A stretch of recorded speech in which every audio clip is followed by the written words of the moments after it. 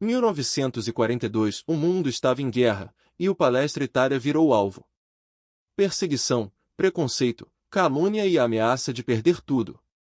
Foi nesse cenário que nasceu o Palmeiras e se escreveu o capítulo mais corajoso da sua história, a arrancada heroica. Para entender, é preciso voltar a setembro de 1939, quando começou a Segunda Guerra Mundial. De um lado, as nações democráticas, os aliados. Do outro, os países totalitários do eixo, que tinham a Alemanha à frente, ao seu lado, a Itália e o Japão. No Brasil do Estado Novo, governado por Getúlio Vargas, a guerra cobrava uma definição. Depois de episódios como supostos ataques a navios brasileiros, o país se alinhou aos Estados Unidos. E, em 1942, Vargas anunciou repressão total aos países do eixo. A consequência veio rápido.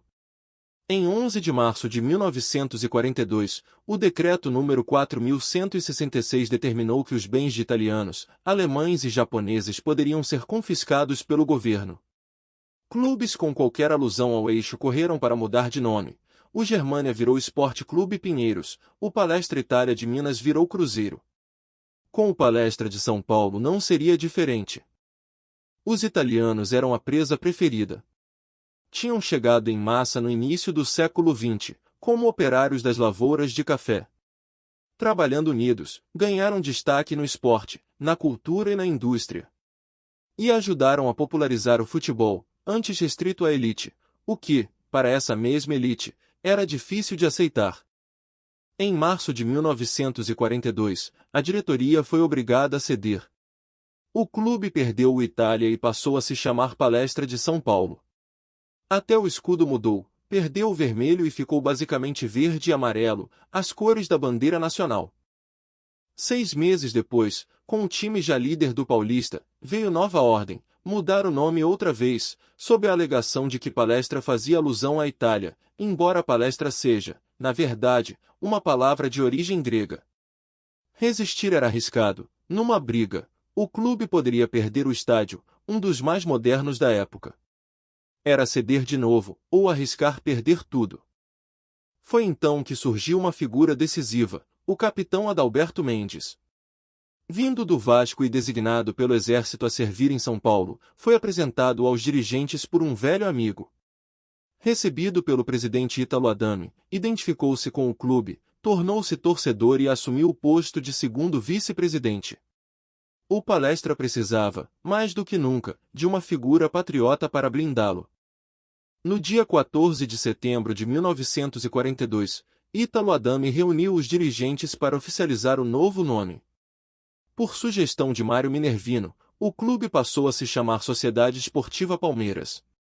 Pesaram a quantidade de Palmeiras dentro do clube, a homenagem à antiga Associação Atlética das Palmeiras e, acima de tudo, manter o P como primeira letra. Em campo, o time era avassalador. Como o Palestra de São Paulo, fez 18 jogos, com 16 vitórias e 2 empates, 61 gols marcados, apenas 15 sofridos, na liderança absoluta. Invicto, faltavam 2 jogos, contra o São Paulo e o Corinthians, e uma única vitória bastava para o título. Mas a imprensa ainda taxava o Palmeiras de clube fascista e inimigo da pátria. 20 de setembro de 1942. O Pacaembu lotado, a torcida adversária pronta para vaiar. Foi aí que o capitão Adalberto Mendes teve a ideia que mudaria tudo. O time entraria em campo carregando a bandeira do Brasil, com o próprio militar, fardado, à frente. Ninguém ousaria vaiar um time conduzido por um capitão do exército, sob a bandeira nacional. As vaias viraram aplausos, e nenhum ato hostil aconteceu. Acalmado, o Palmeiras foi decidir o título.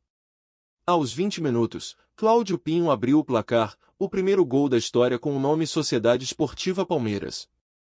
3 minutos depois, o São Paulo empatou com Valdemar de Brito. Mas, aos 43 do primeiro tempo, Del Nero recolocou o Verdão na frente, 2-1.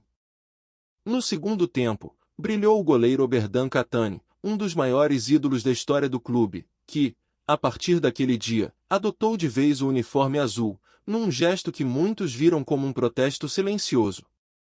Aos 14 minutos, o argentino Echevarrieta fez 3-1. Aos 19, Og Moreira sofreu um pênalti, o zagueiro Virgílio foi expulso, e o São Paulo, revoltado, abandonou a partida.